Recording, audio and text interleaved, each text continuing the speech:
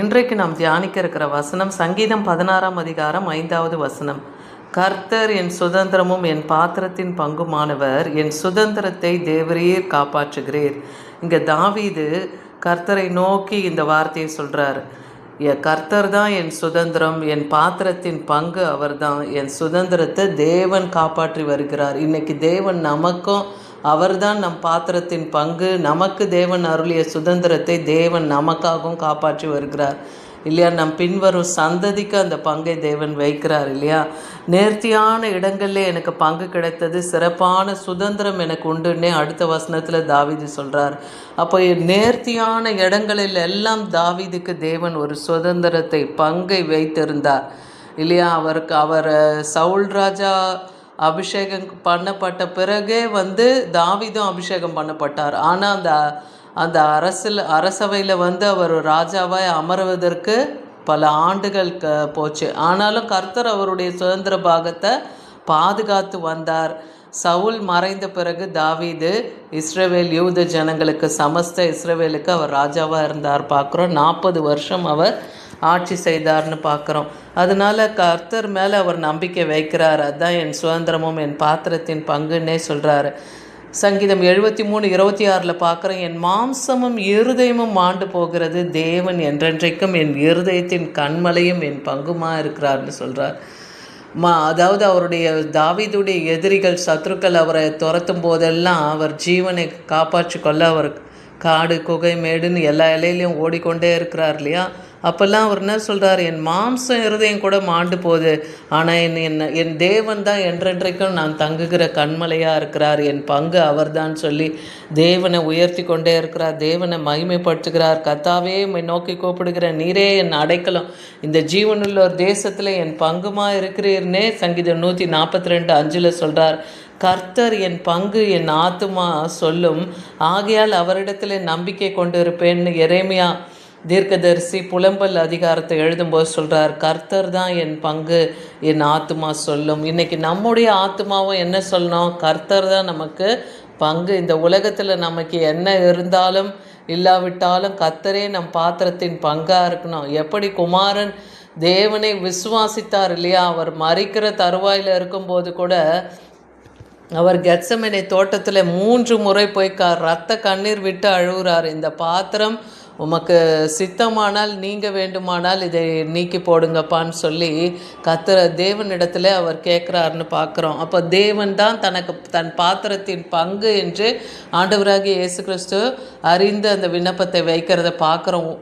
அதே போல் சங்கீதம் 23:5 சொல்லுது, சத்துருக்களுக்கு முன்பாக நீர் எனக்கு ஒரு பந்தியை ஆயத்தப்படுத்தி என் தலையை எண்ணெயால் அபிஷேகம் பண்ணுகிறேன். இது தாவீதுனுடைய சங்கீதம் இல்லையா? இது நமக்கு ஒரு பாதுகாப்பின் சங்கீதம்.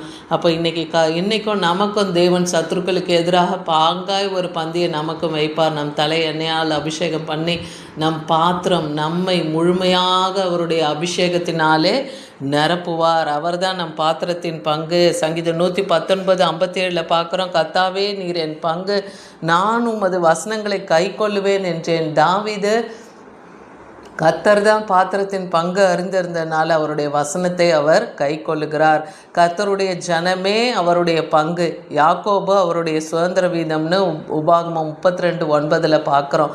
இஸ்ரவேல் ஜனங்களுக்கு கர்த்தர் தான் அவருடைய ஜனங்கள், அவர்களுக்கு அவர்தான் பங்கு. யாக்கோபு அவருடைய சுதந்திர வீதம், யாக்கோபுக்கு தன்னுடைய சுதந்திரம் எல்லாத்தையும் அவர்களுக்கு கொடுத்திருந்தார் தேவன் இல்லையா?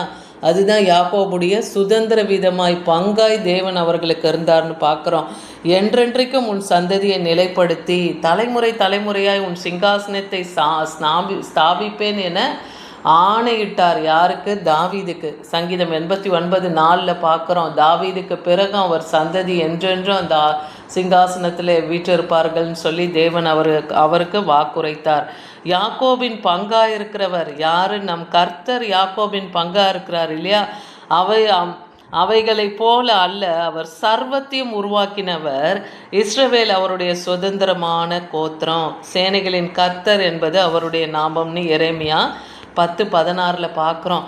அப்போ இஸ்ரவேல் ஜனங்களுக்கு கர்த்தர் சுதந்திர வீதத்தை கொடுத்திருக்கிறார். அவர்தான் அவர்களுக்கு பாத்திரத்தின் பங்கு இல்லையா? சுதந்திரமான கோத்திரமாய் இஸ்ரவேல் ஜனங்களை தேவன் தெரிந்து கொண்டார். அவர்களுக்கு தான் எதெல்லாம் கொடுக்க சித்தமாக இருந்தாரோ அந்த பங்கு அவர்களுக்கு கொடுத்தார்னு பார்க்குறோம்.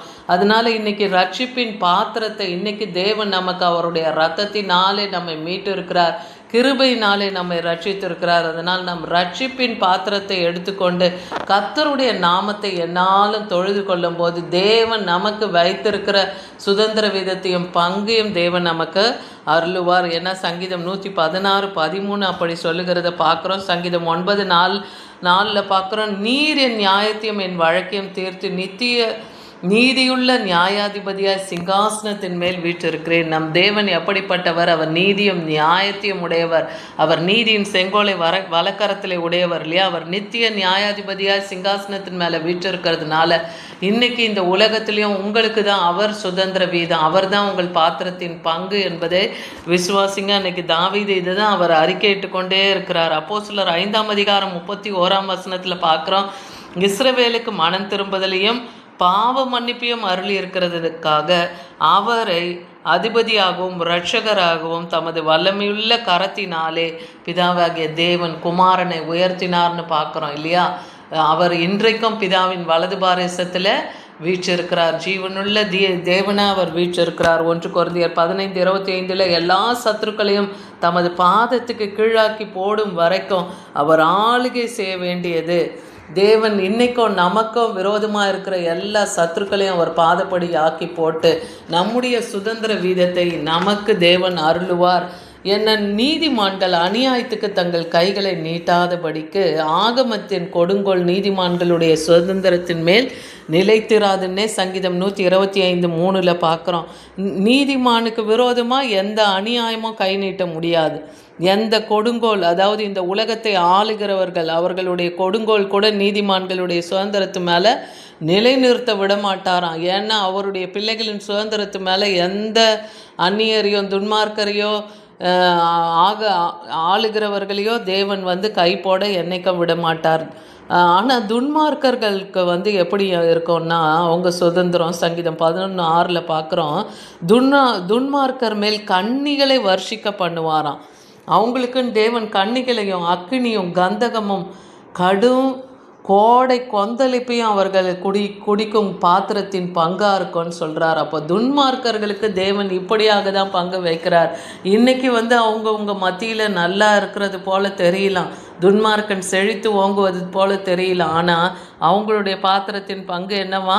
அக்கினியும் கந்தகமும் கடும் கோடை கொந்தளிப்பை தான் அவங்க குடிப்பாங்கன்னே சொல்கிறார். அதனால் நீங்கள் ஒன்றைக்கும் குறித்து கவலைப்படாமல் கர்த்தர் நமக்கு அருளின அவருடைய கிருபா வரங்களை பற்றி கொண்டு எபேசியர் 5:15 சொன்னது போல நீங்கள் ஞானமற்றவர்களைப் போல நடக்காமல் ஞானம் உள்ளவர்களாய் கவனமாய் நடந்து கொண்டு நாட்கள் பொல்லாதவைகளாக இருக்கிறதுனால காலத்தை பிரயோஜனப்படுத்திக்கோங்க. நீங்கள் மதியற்றவர்களாக இல்லாமல் கர்த்தருடைய சித்தம் இன்னதென்று அறிந்து செயல்படுங்க. துன்மார்க்கருக்கு ஏதுவான மதுபான வெறி கொள்ளாதீங்க. அப்படி கொல்லும்போது உங்களுடைய சரீரம் தேவன் தங்கும் பாத்திரம், தேவன் தங்கும் ஆலயமாகிய உங்கள் சரீரத்தை நீங்கள் கெடுத்து போடக்கூடாது இல்லையா? அதனால் துன்மார்க்கர்களுடைய மதிபான வெறி கொள்ளாமல் ஆவியிலே உங்கள் ஆவி ஆத்மா சரீரத்தை நீங்கள் நிரப்பி சங்கீதத்தினாலும் ஞான பாட்டுகளினாலும் ஒருவருக்கொருவர் நீங்கள் புத்தி சொல்லுங்கள். இருதயத்தில் கர்த்தரை என்னாலும் கீர்த்தனம் பண்ணி கொண்டு இருங்க. அப்போ தேவன் உங்கள் பாத்திரத்தின் பங்காக இருந்து உங்களை தேவன் நிரப்புவார். வேதாகமத்தில் யார் யாரெல்லாம் சுதந்திர வீதத்தை பெற்றுக்கொண்டாங்க?